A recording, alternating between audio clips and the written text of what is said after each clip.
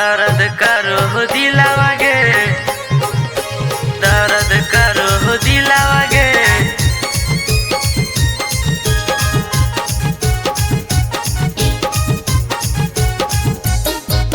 पियावा संगे बनाई के रोज डालो इंस्टा पर लावा गे, इंस्टा पर लावा गे।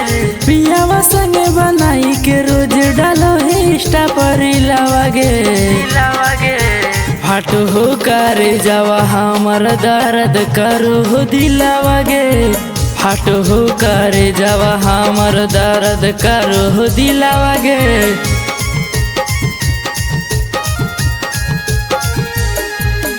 दर्द करो हो दिलावा गे।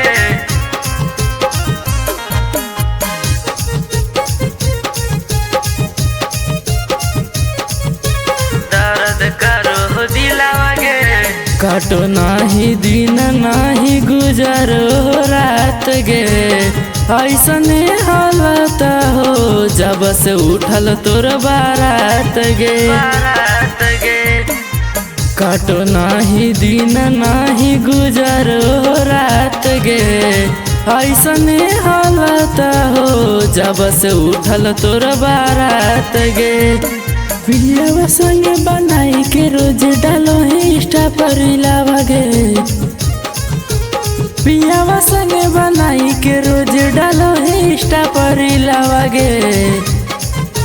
फाटो हो करे जावा हमर दर्द करो हो दिलावा गे।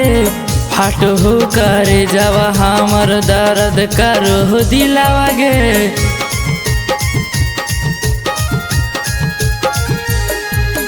दर्द करो हो दिलावा गे।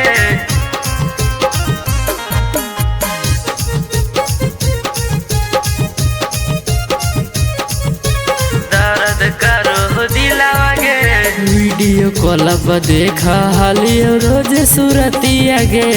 अब भी न देखल कैसे बीता दही दिन रतिया गे। रतिया गे वीडियो कॉल पर देखा हालियो रोज सूरतिया गे। अब भी न देखल कैसे बीता दही दिन रतिया गे। यादव शिव शंकर आशीष प्रियंकर के नाम से जानो हो पूरा गिरिडीह जिला गे। फाटो हो करे जावा हमर दर्द करो हो दिलावा गे।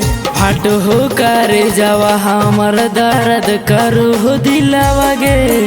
फाटो हो करे जावा हमर दर्द करो हो दिलावा गे।